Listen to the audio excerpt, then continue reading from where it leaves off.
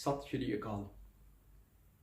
मेरा अज का विषा मेरी अपनी निजी जिंदगी ते आधारित है कि मैं सरकारी नौकरी इंस्पैक्टर ऑडिट की पोस्ट क्यों छड्डी।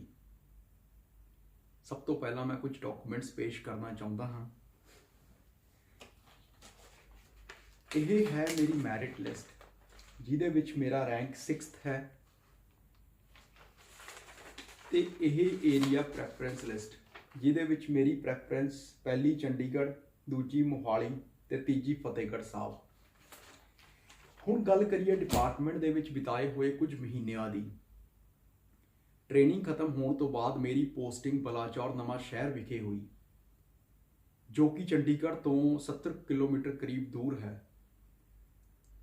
मेरी पोस्टिंग मैरिट लिस्ट अते एरिया प्रैफरेंस लिस्ट के आधार पर नहीं सी, सगों चंडीगढ़ दे विच कई होर शहरों के कैंडीडेट्स नूं सीट मिली। किस आधार पर मिली यह डिपार्टमेंट वालों नहीं दस्सिया गया। इत्थे ये दसना भी जरूरी है कि साडे डिपार्टमेंट दे विच कोआपरेटिव सोसाइटीज़ का ऑडिट करन लई कई बारी पिंडां दे विच भी जाना पैंदा है। सो मैनू बलाचौर तो भी अगे 15 तो 20 किलोमीटर का सफ़र पिंडां दे विच तय करना पैंदा सी ते उत्थे सीधियां बसां भी नहीं सी जांदियां। सो कई मुश्किलां फेस कीतियां, जिस दे कई कारण हैं। पहला पंजाब दे अपने हालात। पंजाब दे विच पहले 3 साल प्रोविजन पीरीयड के दौरान बेसिक पे ही दिती जाती है, जो कि उस समय 10,000 के करीब सी। ते बेसिक पे ते अपने व्हीकल के राही दूर सफ़र करना अते होर खर्चे करना सुखाला नहीं। जे सैलरी पूरी होवे तां इंपलॉई दूरों भी अपने घर ईजिली अप डाउन कर सकता है। दूजा कारण मेरी अपनी निजी समस्या।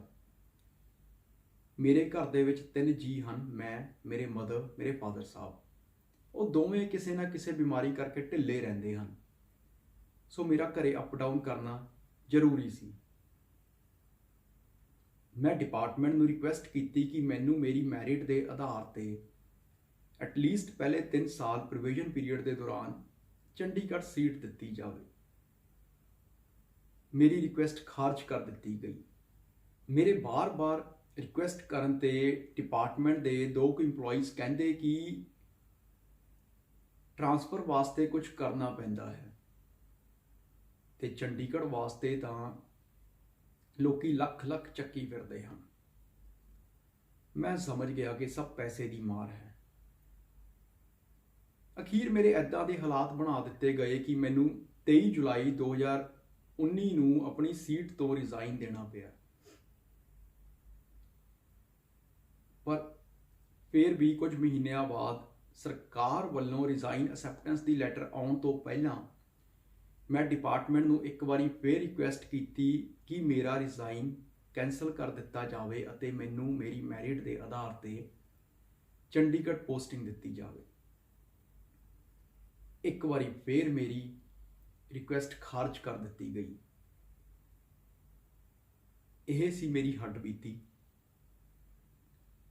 इस वीडियो के राही मैं ये दसना चाहता हाँ कि साडे डिपार्टमेंट्स के कुछ इंपलॉइज इन्ने कु करप्टेड हो चुके हैं कि वो पैसों के लिए किसी के भी फ्यूचर नाल खेड सकते हैं।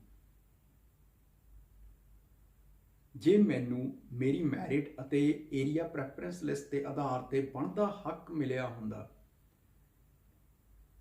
ते मेरे जॉब छड्डण के हालात कदे भी ना बनते।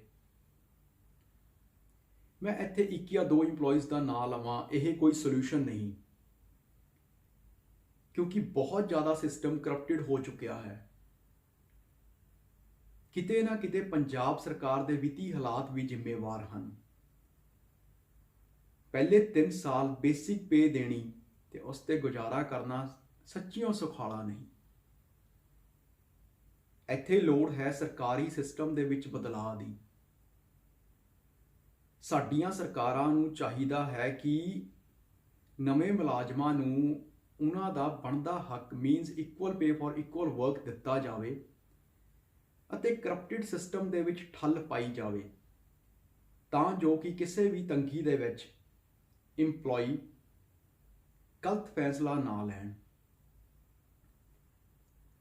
ਅਖੀਰ ਮੈਂ ਇਹ ਕਹਿਣਾ ਚਾਹੁੰਦਾ ਹਾਂ ਕਿ ਸਰਕਾਰੀ ਸਿਸਟਮ ਦੇ ਵਿੱਚ ਬਦਲਾਅ ਸਾਡੇ ਸਾਰਿਆਂ ਦੇ ਸਾਂਝੇ ਸਹਿਯੋਗ ਨਾਲ ਹੀ ਆ ਸਕਦਾ ਹੈ। ਸੋ ਸਾਰੇ ਜਣੇ ਅੱਗੇ ਵਧਿਆ ਕਰੋ ਅਤੇ ਆਪਣੇ ਹੱਕਾਂ ਲਈ ਲੜਿਆ ਕਰੋ। ਜਦੋਂ ਇੱਕ ਸਰਕਾਰੀ ਇੰਪਲੋਈ ਨੌਕਰੀ ਜੁਆਇਨ ਕਰਦਾ ਹੈ ਤਾਂ ਉਹਨੂੰ ਬਹੁਤ ਚਾਅ ਹੁੰਦਾ ਹੈ, ਪਰ ਵਿੱਚ ਆ ਕੇ ਜਦੋਂ ਉਹਨੂੰ ਬੇਸਿਕ ਪੇ ਮਿਲਦੀ ਹੈ ਤੇ ਉਹ ਕਈ ਮਜਬੂਰੀਆਂ ਵਿੱਚ ਬੰਨ੍ਹਿਆ ਜਾਂਦਾ ਹੈ। ਨਾ ਉਹ ਨੌਕਰੀ ਛੱਡ ਸਕਦਾ ਹੈ ਤੇ ਕਈ ਇੰਪਲੋਈਜ਼ ਜਿਹੜੇ ਪਿੱਛੋਂ ਸਪੋਰਟ ਨਹੀਂ ਹੁੰਦੀ, ਉਹ ਪੈਸੇ ਦੀ ਰਿਕੁਆਇਰਮੈਂਟ ਪੂਰੀ ਕਰਨ ਲਈ ਗਲਤ ਰਾਹਾਂ ਤੇ ਵੀ ਤੁਰ ਪੈਂਦੇ ਹਨ। ਸਾਡੀਆਂ ਸਰਕਾਰਾਂ ਨੂੰ ਲੋੜ ਹੈ ਇਹ ਸਿਸਟਮ ਸਮਝਣ ਦੀ ਤੇ ਇੰਪਲੋਈਜ਼ ਨੂੰ ਉਹਨਾਂ ਦਾ ਪੂਰਾ ਹੱਕ ਦੇਣ ਦੀ। ਸੋ ਇਹ ਸੀ ਮੇਰਾ ਵਿਸ਼ਾ, ਇਸ ਨੂੰ ਪ੍ਰਵਾਨ ਕਰਿਓ। ਸਾਰਿਆਂ ਦਾ ਬਹੁਤ ਬਹੁਤ ਧੰਨਵਾਦ।